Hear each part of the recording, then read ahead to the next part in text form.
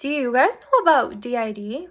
Probably not, because only 1.5 of the population have actually been diagnosed with DID. Rare, right? But that doesn't mean that you should not be educated about it or learn more about it. It's actually very, very important that you guys stay away from misconceptions that I'm going to talk about later and also educate yourself about the topic. So let's start. What is DID? DID is an acronym for Dissociative Identity Disorder. Dissociative Identity Disorder, DID, is a very serious mental health disorder that involves carrying personal trauma, like childhood trauma, symptoms that affect their everyday life, and faces multiple misconceptions about it itself. So, let's get more into it. Dissociative Identity Disorder, DID, which is what I'm going to use, forms as a coping mechanism for personal trauma at early ages. So DID often stems from the root of childhood trauma. Now, according to research from the Mayo Clinic, many of these cases are in some way related to physical abuse, sexual abuse, or any other traumatic events that happen in their childhood. Now, because of that, they are so focused on their trauma that they are never really able to develop as a full personality when they grow up. So in later years, they start disconnecting from any memories, thoughts, or identities of who they are during that time to endure a traumatic experience. Depersonalization, which are caused by a memory that disconnects the body and mind from reality. Now let's get into treatments. Before I show you guys all of this or tell you guys all of this, most important thing, DID does not have any cures. It has ways of helping and improving behavior, but there's absolutely no cure for it or any answer to solve it. But these help behaviors and how they act. So the first one is psychotherapy.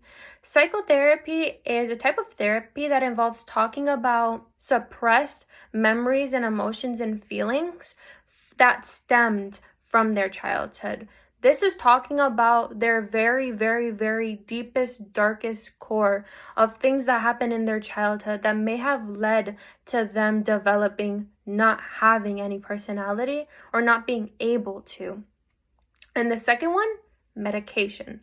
Medication, these typically range from like antidepressants, but these often are just used to help stabilize moods or control their behavior a little bit more.